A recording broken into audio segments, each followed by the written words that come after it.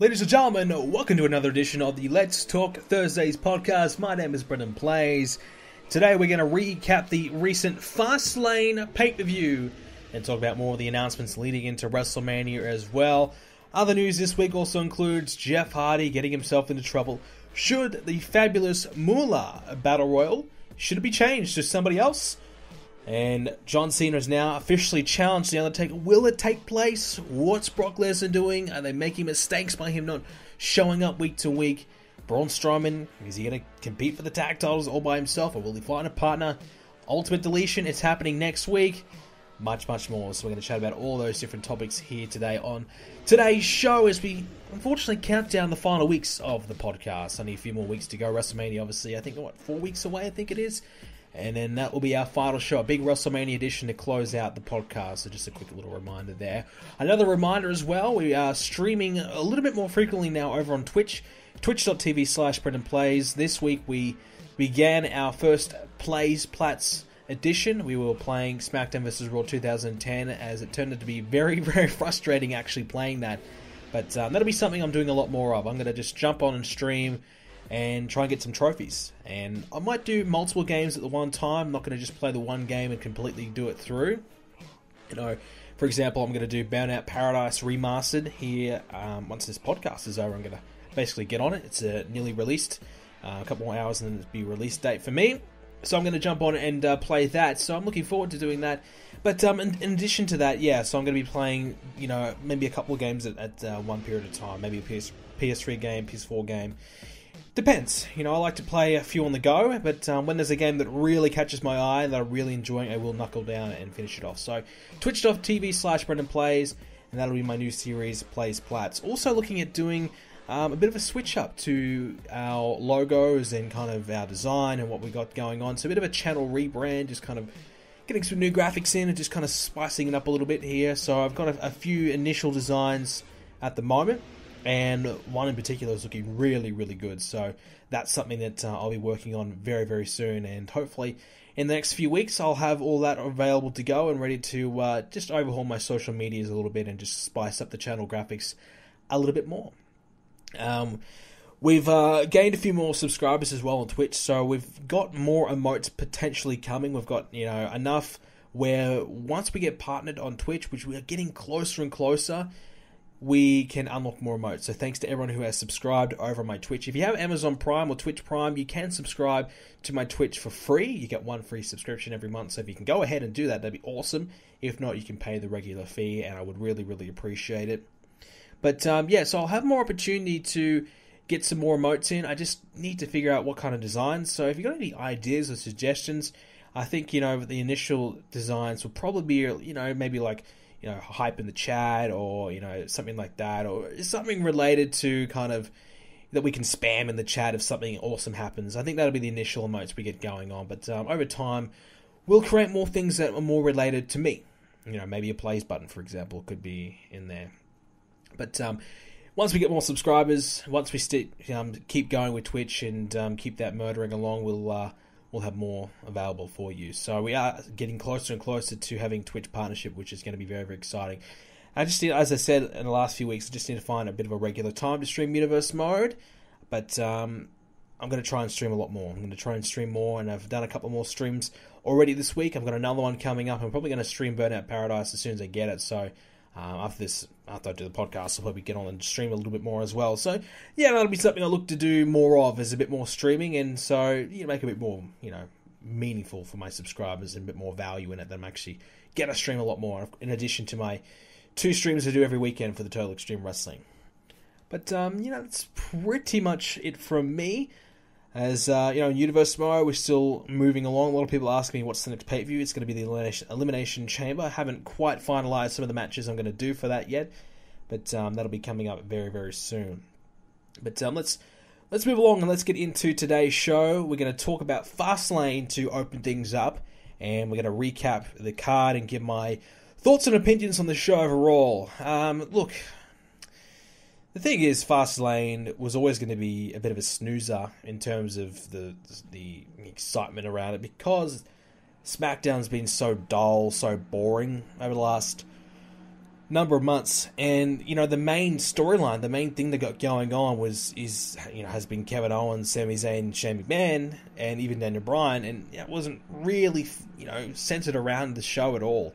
A little bit at the end, and a little bit in the matchup, but so a lot of the things that they're building up to just isn't having a payoff, I guess, and that's a little bit disappointing. We don't even know if they're going to have a payoff at WrestleMania. We assume yes, but it may or may not happen. The pre-show was Breezango and Ty Dillinger versus Mojo, Chad Gable, and Shelton Benjamin. I haven't watched the pre-show for a while, probably since WrestleMania last year, so I didn't obviously watch this one. I don't think I missed out on much, but Breezango won. I heard that they're trying to maybe add Ty Dillinger to Breezango in a way, like kind of have him affiliated like the Ascension are. I guess it's something for him to do, but yeah, not much going on there. Not happy that Chad Gable, Shelton Benjamin lost, because I think they're doing pretty well as of late. I'd like to keep them strong, but unfortunately not the case. Nakamura defeated Rusev in what was a pretty good match, actually. Quite lengthy, 15 minutes in length. Both guys look pretty good. Nakamura showing us what he can do, what he's capable of, and I thought he performed quite well. I think that was a good one. Look, Rusev still is getting good reactions, still getting the chance. People still want to see Rusev, yet they still continue not to do a lot with him. They are starting to feature him a little bit more, with Smackdown this week featuring with Nakamura and Styles again.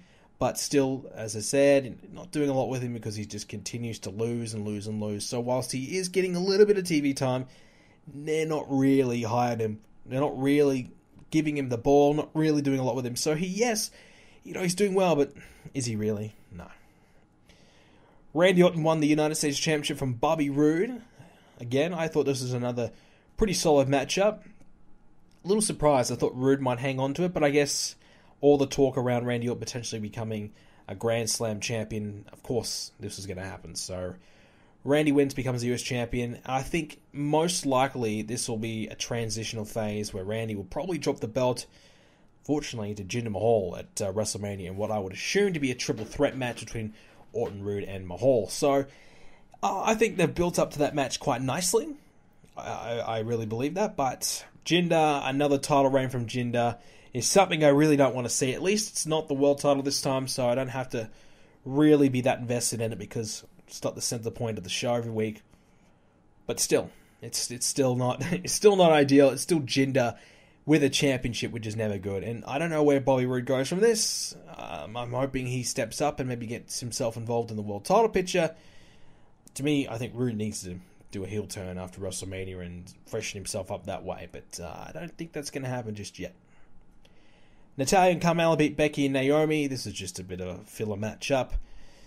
Nothing much there. I mean, what's Carmella going to do? Is she going to cash in? Now we know Asuka's going to be probably most likely the SmackDown Women's Champion. Is Carmella going to cash in at WrestleMania?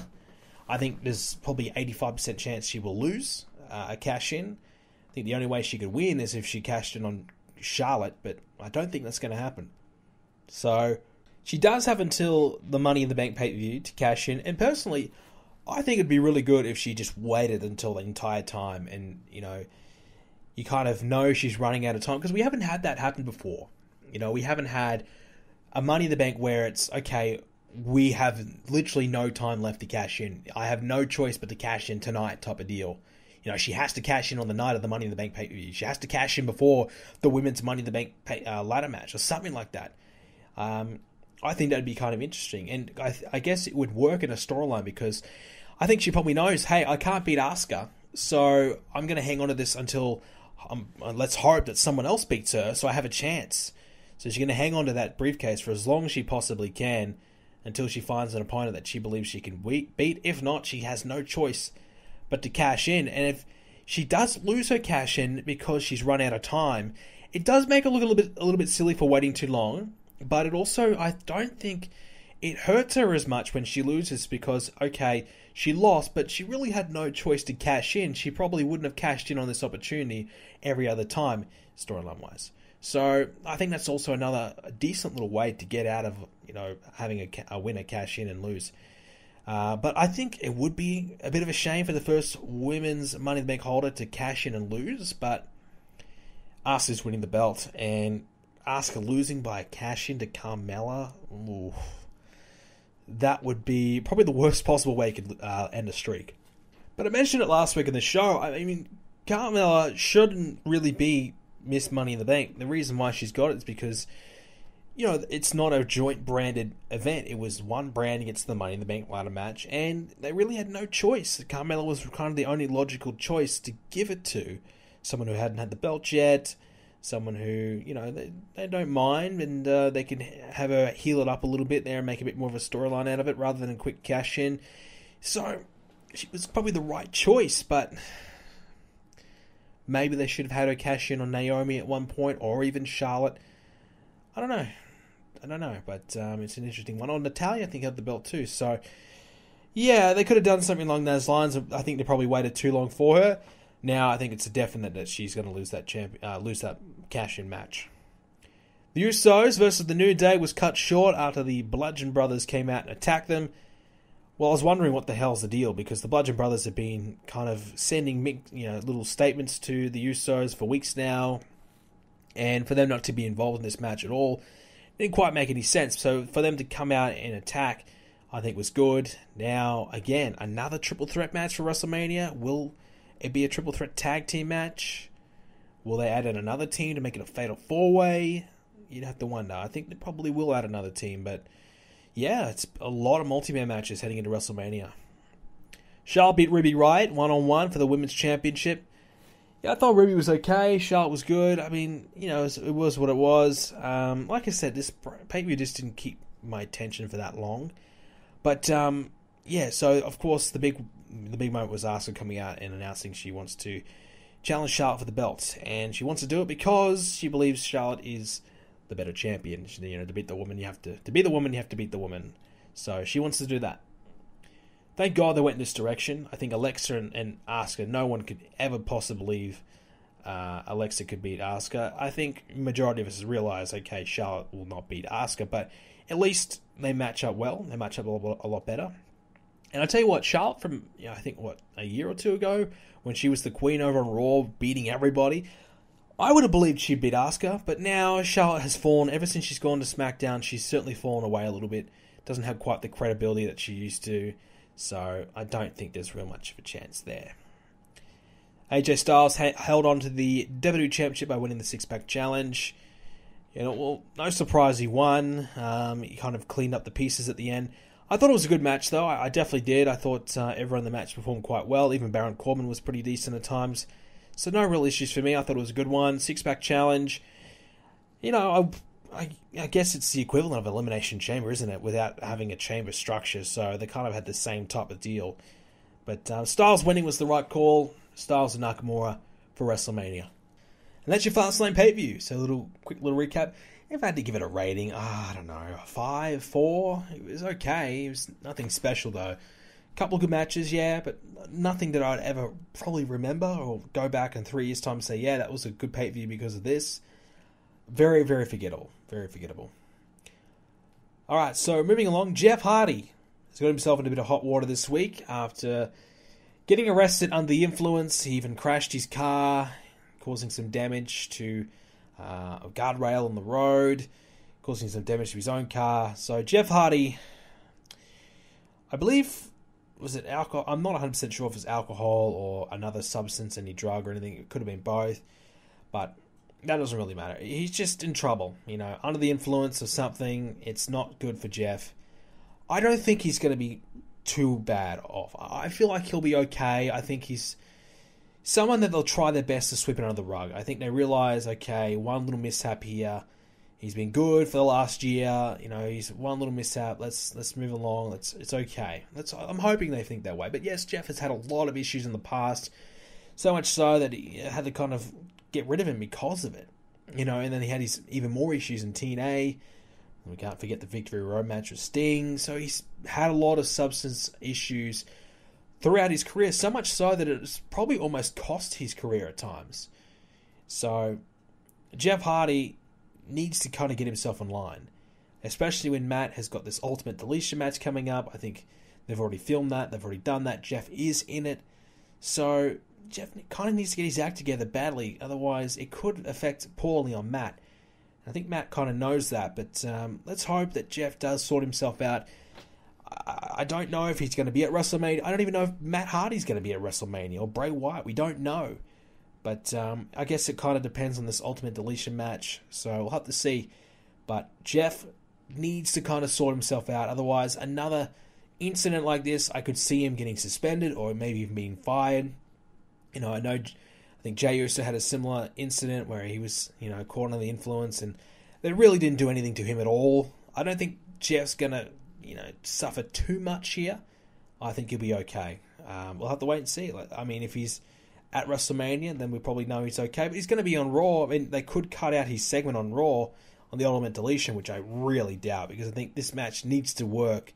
The only way for it to work is if Jeff Hardy is in there and the rest of the family. So, well, the other piece of news that has come along is the news of the Fabulous Moolah Battle Royal. So that was scheduled to happen at WrestleMania, and it still will happen, but now they've gone ahead and changed the name of this Battle Royal, changing it to being, I think it's the WrestleMania Women's Battle Royal. Lots of backlash online and lots of criticism online about WWE having Moolah in the name of it because of her history, what she's done for women's wrestling, and what she's done for women's wrestling isn't exactly something to be celebrated at all.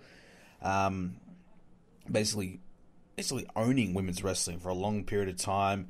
She was promoting women's wrestling and taking a large cut of the money. At times, there's even rumors of her prostituting out women in a way. It's not good. It's not good. If you want to know more about it, you can obviously check it out yourself. I don't know every detail, but it's not good. So, Snickers, who's one of the prime sponsors of the WWE, decided we need to pull the plug on this. We need to change this name because this bad criticism is not good for us. We don't want to be associated with something that has all this negative criticism and backlash about it. So, we want a name change. I think that was one of the prime reasons to make WWE change it, and obviously the fan backlash as well. And they've gone ahead and made the change. They've gone ahead and obviously changed it to Women's WrestleMania Battle Royal, which is, I think, is fine. If they wanted to go in the route of having another Legends name on it, who else would there really be? Trish Stratus, Lita. That's kind of the more recent ones. There's not a lot of great women's wrestlers from the past that they really celebrate. Alundra Blaze, maybe, Medusa. So there's not a lot. Not a lot. So they probably didn't have many choices to go with. So they just went with went safe and just made the WrestleMania Women's Battle, which I think is fine. I don't think it needs to have a name associated with it. I just still wonder if they're going to do the Andre the Giant one, or if this is a case of, okay, one year will be the women's, the next year might be the men's. And if that's the case, I don't mind that, because I think if they have two battle royals in the one show, it's going to be overkill, especially if they don't space it out. If they're both in the pre-show, that'll be way too much. If they have one in the pre-show, one later on, sure, but later on, it will obviously be, stuck in the middle of two big matches, and it'll just be a match that nobody really cares about anyways. So, I think they're the type of match that do belong in the pre-show. I just hope they actually do something with this. If whoever wins this battle royal, give her a title shot. I don't care if she loses the title shot. I think, have someone win this match and have them go to Raw and challenge Alexa Bliss or Nia Jax, whoever's the champion after WrestleMania. Do that. Easy. Easy done. And you got yourself your new contender, and you make someone a bit more credible. I think it's a great way to have someone from NXT debut, because they are going to have an NXT women in the Battle Royal. So I would have someone from NXT win it and give them a title shot. They can lose the title shot, but at least it gives them a bit of a momentum boost when they first arrive. And the other women in the match, no one else really there to win. Maybe Becky Lynch, I guess, but no one else really that excited to win. So I definitely believe that someone from NXT should probably win. Whoever's ready to get called up. I think probably the Iconic Duo might get called up. Emma Moon, she's still the champion though, so she won't get called up as the champion. But if she's not champion, she might lose at a takeover maybe. And maybe they might give her the call up. But yeah, so there's a few choices, I suppose, to which direction they could potentially go in. Alright, let's get into Raw talk. not the show, but Raw itself. Let's chat about Raw. The big, probably talking point about Raw this week is John Cena challenging The Undertaker to a match. He's come out and said he's challenging Taker, basically saying he's not too old, he's got too much of an ego if he doesn't accept the match or whatever. Come out and do it. So, there's no way Cena openly challenges The Undertaker and challenges him without the match happening. So it's going to happen. Now, when will The Undertaker appear? Will he appear at all? It's quite possible the dead man may not show up until WrestleMania. And there's a lot of talk going around that he might return as the American Badass, which I'm all in favor for. Apparently he's possibly, as the fans, we kind of believe that he's retired. The hat, the coat, the Undertaker Phenom gimmick. He's kind of retired that portion of his career. Not himself, if he's still going to do this match. So that's what we're kind of believing in. And he didn't wear the hat and the robe and whatever at the jacket, whatever it is, at the Raw 25. So if he comes back as American Badass, it'll be something fresh, something different, something exciting. And even if the match bombs, at least you've still got that cool moment of Taker coming back as that, doing something different. Kid Rock will be there. They might use his song. He might even perform and play The Undertaker in. So that's a possibility.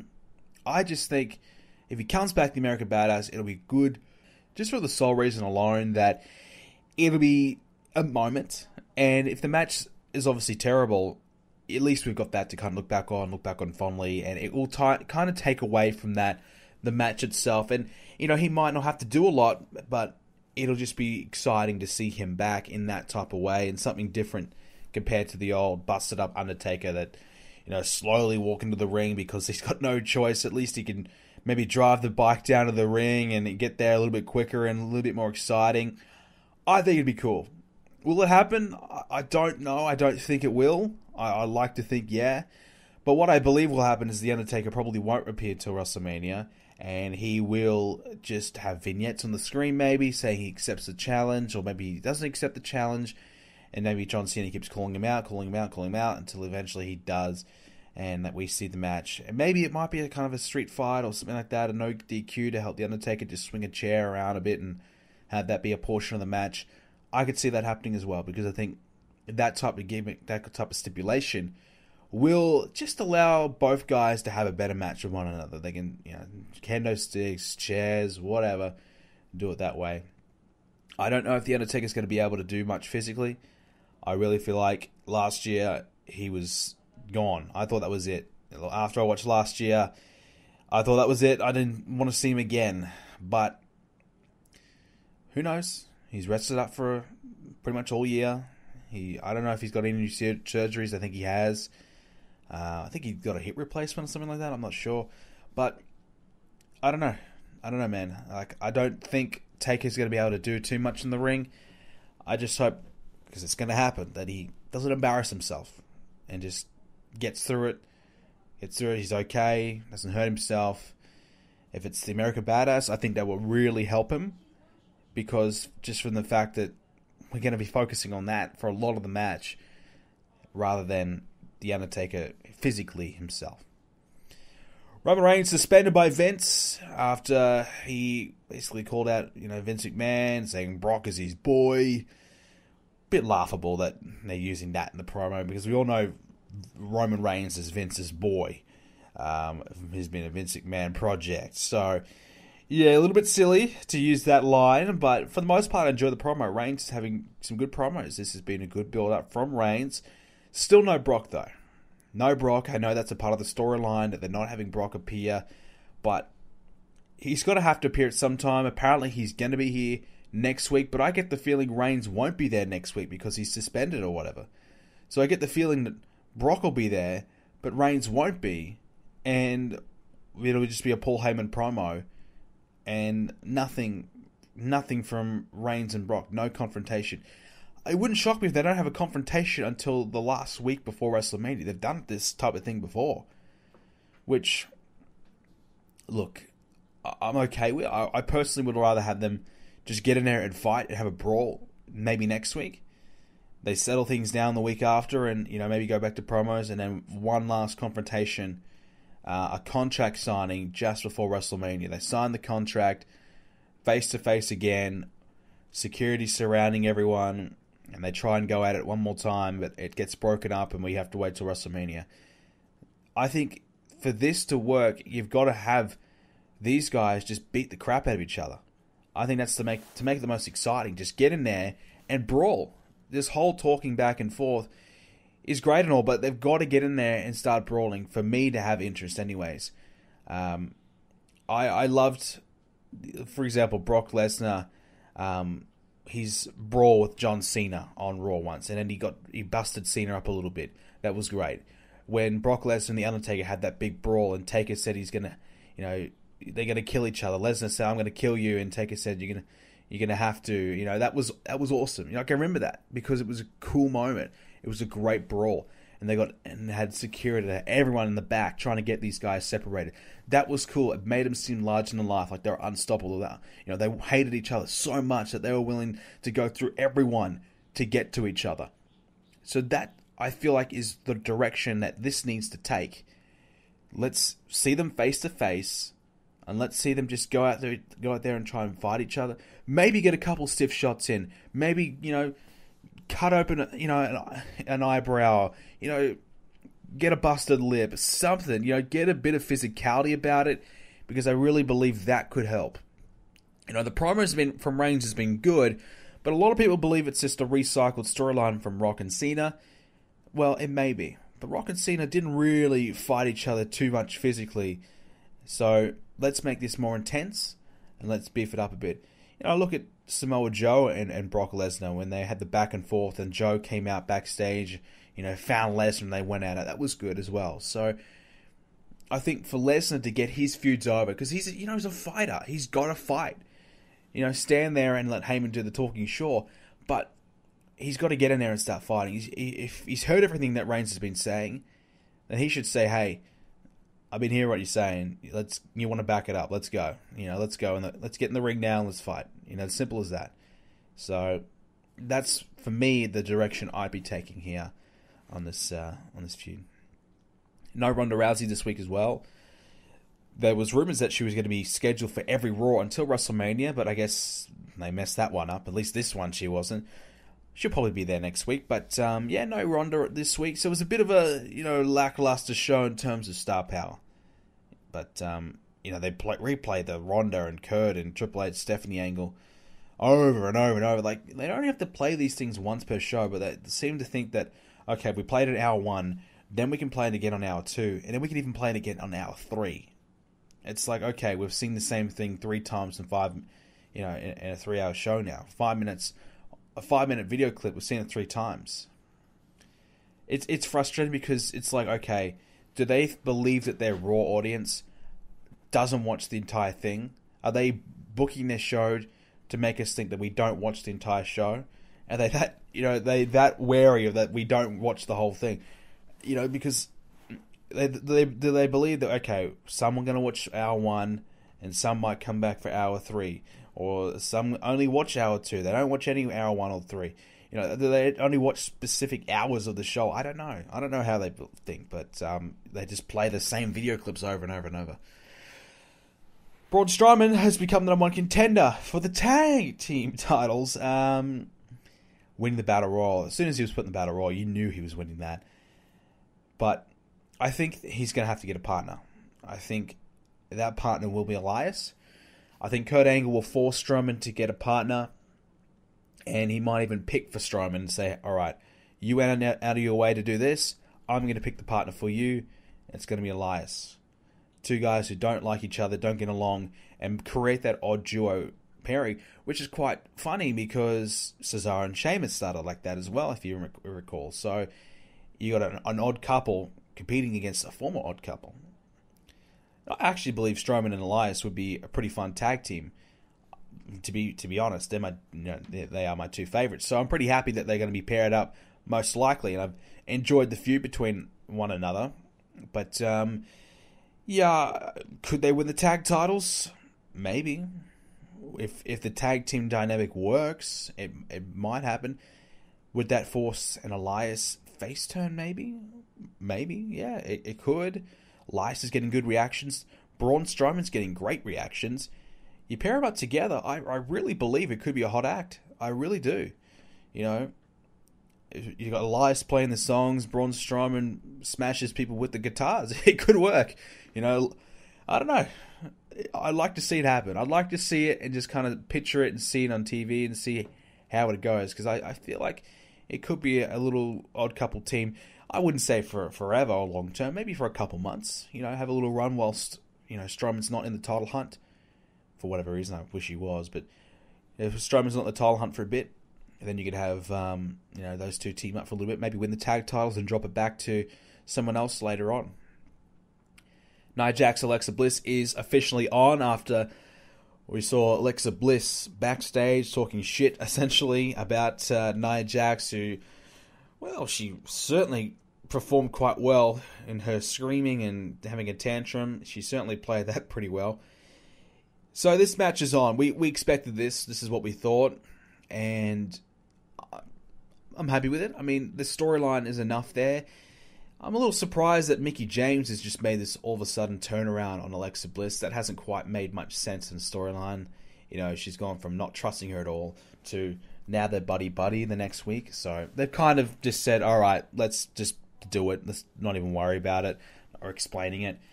Which I guess is fair enough because it's a minor character at the end of the day. It's Mickie James. She's a minor character at this point. So it doesn't really matter that much if they don't have that much explanation about it. But it does help Alexa Bliss. Alexa Bliss, I feel like, plays her best role when she does play off someone else. A bit like The Miz, when he's at his best when he's got someone else to bounce off with and not solo. So Nia and Bliss, it's a huge size difference, so you'd have to think Nia's going to win. But Alexa Bliss might have something up her sleeve to try and help herself. But I don't mind it. It'll be interesting. It will be interesting to see how that goes. You know, they've kind of got Nia Jax, who is a little bit down on herself, doesn't believe in herself, and maybe this, you know, will light a fire under her to try and, you know, start smashing people again and believe in herself, get the confidence back a little bit. So I'm not minding the storyline they're taking at the moment. And one other major match is not going to happen at WrestleMania. It's going to happen on Raw next week, the Ultimate Deletion match. I thought they were going to do this on WrestleMania. I felt like there was a chance for Raw, but I just felt like WrestleMania would be a good call because they could have 10-15 minutes where it's on the screen, where the crowd, if they want to, can have a bit of a breather, relax a little bit. It's not match after match after match, just that type of situation. But instead it's going to happen on Raw. So is that a testament that they don't have faith in the feud? They believe it's not interesting enough to put at WrestleMania? I don't know. I feel like they don't know how this is going to be perceived. I feel like they saw what happened at Payback with the House of Horrors, how terrible that was.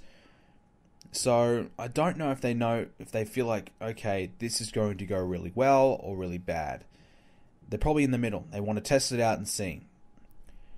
So there's been rumors that all the bells and whistles of the Hardy compound will be in play.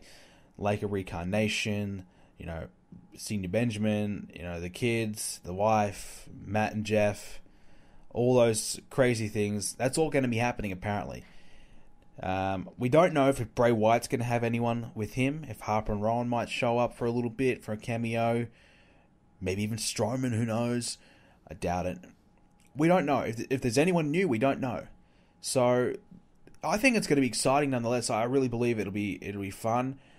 Wouldn't surprise me if they bring out a trailer for it on YouTube the next few days, so we can get a bit of a close look before the match happens. But I feel like it'll be the boost that Matt Hardy needs, because right now he just isn't going that well. If this match is a success, if people like it, then I feel like this could be the turning point and the saving grace for Matt Hardy. Because I could see them doing this type of match again. You know, Matt Hardy gets in another big feud with someone. It's got to end at the Hardy compound. Like, that's the ending point for all of Matt Hardy's situations of feuds. I wouldn't be against that. So I'm looking forward to it. I think it'll be interesting. It'll be a hard test for them to see if they can get this right. Can they do it? Can they make it interesting? Will they over WWE it? And when I say that, is to overproduce it, like they did with the House of Horrors, make it not the same feel that it had originally in TNA, where it wasn't low budget, but it wasn't crazy over the top, and it just felt like it had love and passion behind it, rather than just corporate production and whatever. Yeah, so let's move along to SmackDown. Shane McMahon has stepped down as the commissioner of SmackDown, and he got a beat down from Zayn and Owens because of it. He announced Zayn and Owens was going to take place at WrestleMania. I don't think that match will happen. I don't want to see that match happen. I don't think many people want to see that happen, because there's not any beef. They've squashed it already, haven't they? So there's no beef. So it has to be Kevin Owens, Sami Zayn versus Shane in another partner. Something's got to happen there. Who could partner Shane? I don't know. Do they just go with a random surprise? Do they want to try and get Rey Mysterio on the card? There's not really many on SmackDown that's got any star power. That's not doing much. I'm trying to think. I just can't. I don't know. I don't know who they get. Just a random person to come along. Shane. Obviously, the ideal partner would be Daniel Bryan. It could happen. I mean, they could allow it to happen, but I really don't think so. I think if they did have Daniel Bryan, geez, would this match step up another notch? I think people would be crazy, they'd be all about it. They'd be crazily excited for it. I feel like it has to happen. It's the only logical partner he's got. So if he doesn't get Daniel Bryan, then it's going to be just a random person out of nowhere. So I feel like a tag match will happen, and Shane's got to find someone, and Bryan's got to be that man. I can't see a handicap match. I mean, a handicap match, Shane's got no chance of winning a handicap match. So why would you even bother? And a singles match, well, seeing Shane and Owens, and if you do Shane and Zayn, well, Kevin Owens is going to interfere anyways, so it makes no sense anyways. So it has to be a tag match, and he has to find a partner. I'd like to say Daniel Bryan, but I wouldn't hold your breath. I wouldn't hold your breath. Triple threat match seems to be confirmed. Bobby Roode, Jinder Mahal, Randy Orton. After we mentioned earlier on, Randy is now US champ. Jinder's going to become... Well, it's not confirmed, but it's basically going to happen. Jinder's going to become a US champ. I'm not... As we mentioned earlier on, not happy about that. Not thrilled. But I didn't mind the Roode and Orton confrontations. I've enjoyed that little feud. And this triple threat feud, they've done okay with it. Jinder kind of poking his nose in, trying to get himself involved. They've done a decent job with it. A decent job. And it seems like maybe the Bludgeon Brothers will maybe force a triple threat tag match as well. So that could be interesting. Moving along. Some gaming chat before we get into our last couple of questions. We didn't have many questions today because I forgot to post the post on Facebook. It's funny because I was like, okay, the day before SmackDown, on Tuesday night, I was like, all right, I need to post the Facebook thread. But I thought to myself, no, I'll remember. I'll be fine. I'll remember. And I didn't. So there you go. So earlier on in the podcast, I said I wanted to go ahead and play Burnout Paradise. So we've actually gone ahead, we've paused it, we've gone back, and we've started playing some Burnout Paradise. We had a 3.5 hour stream on my Twitch last night, which was awesome. I had a blast. I actually really, really enjoyed it. It was part of my Plays Plat series, and we hit 44% completion on the trophies already in that 3.5 period, which is awesome. So we had a lot of success right off the get-go. So I had a blast doing it. So yeah, Burnout Paradise, really, really fun. Graphically, looks great, runs beautifully.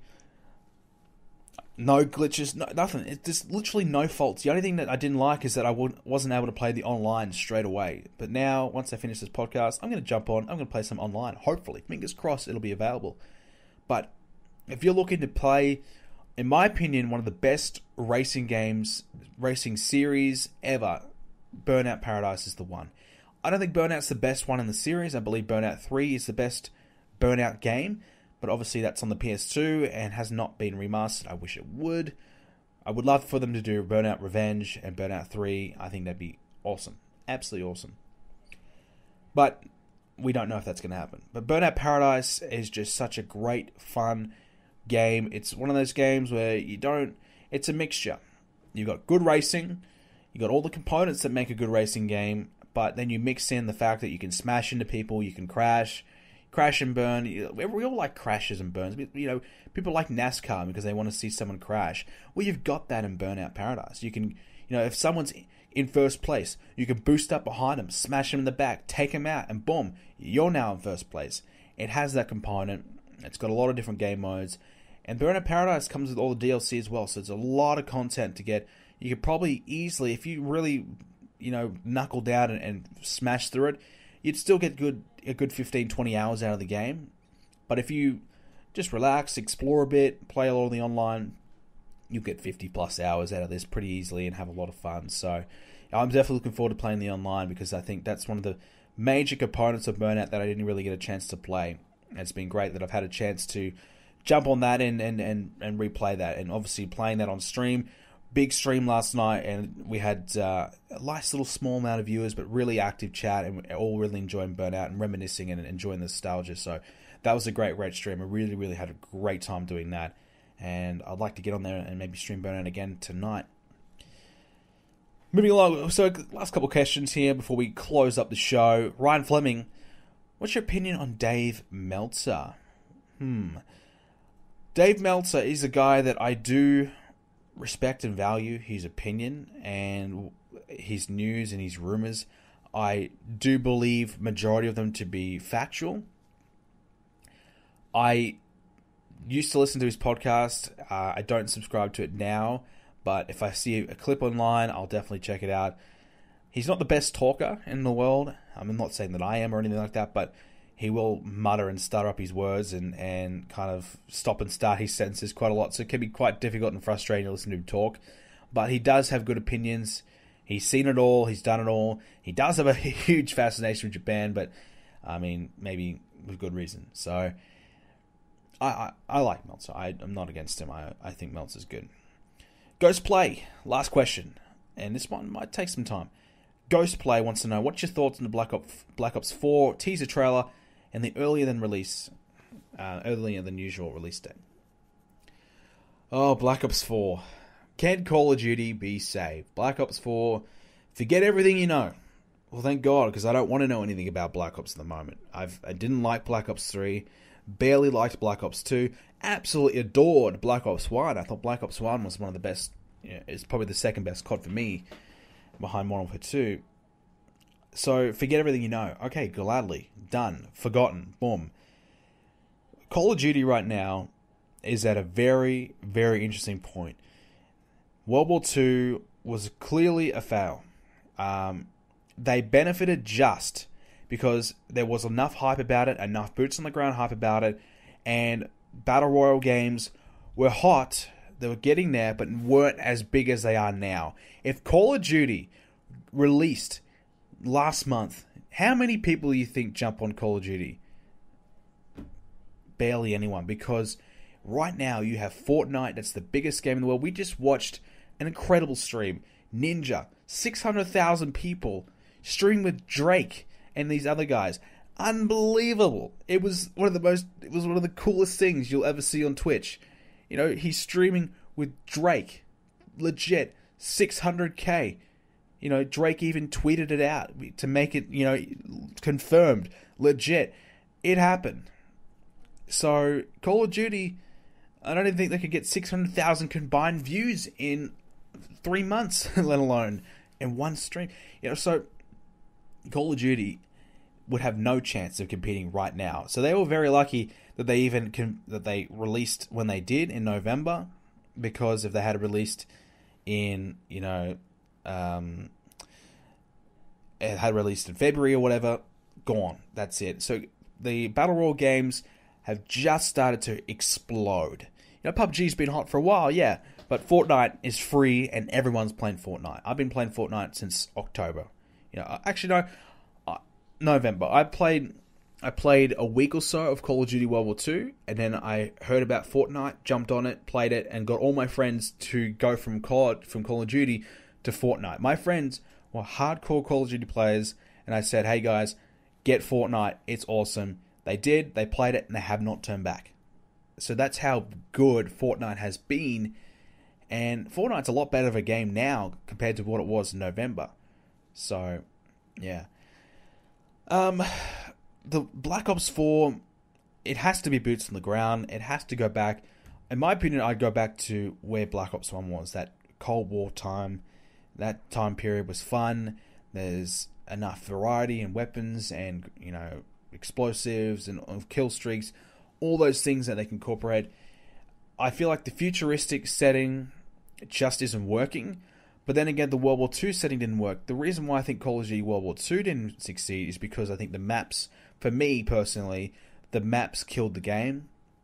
A 3-lane system map, and the same type of system every single map, where you'd have one on the left and the right sides of the maps. You'd have a head glitching spot, you'd have sniping routes, and you'd have snipers set up there, head glitching, boom, they take out that side of the map. That forces you to go through the middle, where shotgunners, submachine gunners are running through there, really taking control of that map. So there's no real way that you can break your way through the middle and get to perhaps your opponent's spawn, flank around, sneak up on them. There's no real way to do much of that. You're kind of stuck in your own portion on the map for the majority of it until the spawn flips. So what you'll find is that you're just stuck in one area, one section of the map. So the opposition is dominating you. There's not a lot you can do because you can't break free. There's no little lane that you can take to break free because either side is kind of locked up from a sniper or someone camping on either side of these head glitching positions. And it's so difficult to break free of that. And you'll find that happens on every single map in the game. I feel like the gun-on-gun action in World War II was good. I enjoyed it. But for me, the maps ruined it greatly, and I just could not possibly enjoy the game because of those maps. So, Black Ops, Treyarch, I feel like, always has very good gun-on-gun play. They have always a little bit extra health. Their weapons require that extra bullet or two to get a kill. So it's a little bit more skill-based, and that's what I've always liked about Treyarch games. It's a little bit more skill-based. Whereas in Modern Warfare games, for example, it's 2-shot kill. So anyone can kind of get a kill. It's difficult to hold a good score because it's pretty easy. If you land a couple shots, boom, you get a kill. Whereas in Treyarch, instead of 2-shot kill, it might be 3, 4, 5-shot kill. So you need to pump a few extra in to get your kills. And that's one of the beauties of Fortnite, for example. You don't go down straight away. It takes a few shots to go down, even with a scar. So there is that skill factor involved, whereas Call of Duty doesn't really have too much of that skill factor involved. It's more connection, reaction-based, rather than skill-based. So I'm not saying they should go Halo and have, layers of armor, for example, and take forever to get a kill, but Treyarch gets it right with a few extra bullets on it. So already you're going to find that's going to be a positive step in the right direction. They just need, though, to get the maps right, in my opinion. Maps and kill streaks. One of the biggest enjoyment factors for me was kill streaks in Modern Warfare 2 and Black Ops 1. Getting a Harrier, getting a chopper gunner, getting the nuke was epic. On Black Ops, getting my chopper gunner, getting my attack dogs, epic. I could bomb up the map. I could own the map, get layers, tons and tons of kills, and dominate. And that's what I wanted to do. If I got to the point where I could destroy the map, I owned the map, and I was the man, I felt good. I felt rewarded. Whereas on World War II, I will get 5 kills and I get a UAV. If I get 11 kills, I'll get a bomber. I'll get an airstrike that will give me 1 or 2 kills if I'm lucky. And how often do you get 20 kills plus? It doesn't happen very often. I don't really do it. It's difficult in that game because of just how it's kind of set up. So it's difficult to even get that far for that kill streak. So you don't even get to experience the majority of those kill streaks anyways. Whereas in the previous games, you could get a 10 kill streak pretty easily. You can get 11, get your dogs, get 9, get your chopper gunner. Pretty easy. And you might say, well, that kind of ruins the game a bit. Well, if you let someone get 11 kill streak, I feel like they should be rewarded. They're on fire. Give them something. Give them a reward. So they address kill streaks. They make them fun again. They make them more relevant again. I feel like that's a step in the right direction. The gunplay, I think they'll get that right. And I feel like sniping, for me, sniping is one of the biggest downfalls in Call of Duty. I feel like sniping has been one of the reasons why Call of Duty has, in my opinion, taken a turn for the worst. Quickscoping is one of the cancers of Call of Duty. Let's put it bluntly. It is terrible. Black Ops 1, they had the ability to really negate sniping greatly. When you zoomed in your sniper, you get a black screen, and it would go off to the side before it would straighten up. Very difficult to quickscope. They eventually patched that over and over and over, and eventually made that okay. But you know, it still was a little bit harder than it is at the moment. I would like for them, if they are going to keep sniping in this game, to make quickscoping that little bit harder. If they want to have the ability to keep it in, because I know a lot of the fans are going to complain if you can't quickscope, because the kids like doing it. But if you make it that little bit harder, where you don't get quickscoped consistently, the sniper's essentially an overpowered shotgun at this point. It's an unlimited range shotgun. So, in my opinion, if you nerf that sniper a little bit, make it a little bit harder to quickscope, you'll take away a lot of that bullshit where you will get sniped. You're having an AR fight with a sniper at, he's 5 meters away, or you've got an SMG and he's sniping and he beats you, and you're right up close by. That should never happen, and if it does, it should be 1 in 10. I'm not saying 1 in 100, but maybe 1 in 10. You got to be damn good to do it, or you got to get a lucky no scope. You got to get really lucky. Whereas right now, it's probably 1 in 3. If you're good enough with a sniper, you can make it happen. And if you're not good enough, you can zoom in real quick and it'll happen for you. So, Fortnite, PUBG to a lesser extent now, dominates. Will Call of Duty need to have a Battle Royal mode? Call of Duty can't even run 6v6, let alone run 100v100, or 100 people in the one place at the same time. They can't do it. They can't run 6v6 without lag and all these other issues. They can't even do ground war barely, so them trying to do 100 people in one mode is not going to happen. They just can't do it. But I feel like they don't need to do it. I feel like respawn shooters are still relevant, are still good, are still enjoyable. We just don't have a good one. If we had a good respawn shooter, I guarantee you it would make a lot of waves. Fortnite is great. It's free, it's fun, it's awesome. I love it. Trust me, I'm all about Fortnite. But I still would love to have a respawn shooter as well that's really good, and I would still play it. I loved Battlefield 1, but for me, Battlefield 1 became pretty boring after a while because there just wasn't any variety in the weapons, and the DLC took forever to come out, so I didn't bother. So, I got bored of that pretty quickly. Call of Duty World War II, I was done with it after a week. I enjoyed the campaign, but the game itself, I was kind of done with it after a week, 3 days, and it just didn't keep my attention. Fortnite's a better game, and it's simpler. It is absolutely a better game. I tried playing Call of Duty over the last couple of weeks, actually, and I play it for half an hour, and I'm just sick of it. So, Fortnite's done very well in terms of updating their game consistently, adding new content all the time, free content all the time, whereas Call of Duty consistently charge you for map packs. In my opinion, Call of Duty needs to remove map packs if they're going to, not remove them, but make them free. If you want to save this game, you're going to have to try and cut some of your revenue source and say, okay, here is 4 new maps that everyone is getting for free. You get that for free, that will drive players back on, and that will keep your game relevant, keep people playing new content that they don't have to pay $20 to get. Because Fortnite, they're adding in new contents for free. These other games are going to start doing the same type of thing and rely on microtransactions. That's great. Call of Duty can do the same.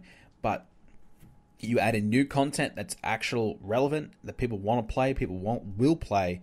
You add that in for free consistently, then you will, in my opinion, improve your player base. And you also you'll get some of that brand loyalty back, because people right now feel like Call of Duty is all about the money.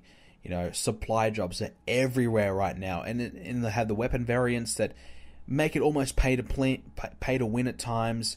So they just need to scrap that, make the microtransactions cosmetic. If you want to have these wacky, crazy outfits, do it, and then keep your in-game content updated consistently, and provide new content that people want to play, new maps, new guns, all this. Bring it out more regularly, and for free. I know they're bringing out Shipment 1944 or something like that, Shipment for free. That's a step in the right direction, absolutely. So I feel like on Black Ops, they need to scrap the whole season pass concept, free map updates, make them regular. You know, every month bring out a new map, maybe 2 new maps. I don't know. You just got to keep updating new content all the time because people like having map variety. And eventually, you might make a map that's iconic, that's epic, and that everyone likes, and people will keep playing that. And then you create yourself opportunities to do more of those maps, instead of having to rely on Nuketown, Firing Range, because that's the only good maps they've created in the last 10 years. Alright, ladies and gentlemen, that's all I have time for this week's edition of the podcast. Hope you enjoyed it. If you did, leave a like on it over on YouTube. If you haven't already, make sure you check us out on iTunes, Spreaker, Stitcher, and iHeartRadio to download the show in other ways. We've got a website as well. It's BrendanPlays.com. You can also join the forums to continue the wrestling discussion on there. As well as that, we have a Discord, and you can find the Discord link on the forums. And we chat about wrestling all the time on there. So if you want to chat about anything, we chat about whatever on our Discord and also on the forum. So check that out. Follow me on Twitter at BrendanPlays to stay up to date with everything to do with Brendan Plays. We're streaming more on Twitch as well, twitch.tv/BrendanPlays. If you haven't already, follow that. And if you want to as well, you can also subscribe to help me out. That'd be excellent. And we have a Facebook page as well, facebook.com/BrendanPlays. I'm going to try to remember to post the question for next week, so you guys can actually post some questions instead of me continuously forgetting. But we had enough content this week where we didn't quite need the questions. I appreciate Ghost Play for allowing me to go into a 15-minute tangent about Black Ops, because it's something that my friend and I have been discussing quite heavily recently, so it's been on my mind. Thank you for listening in, ladies and gentlemen. I hope you enjoyed this week's show, and I'll see you all next Thursday.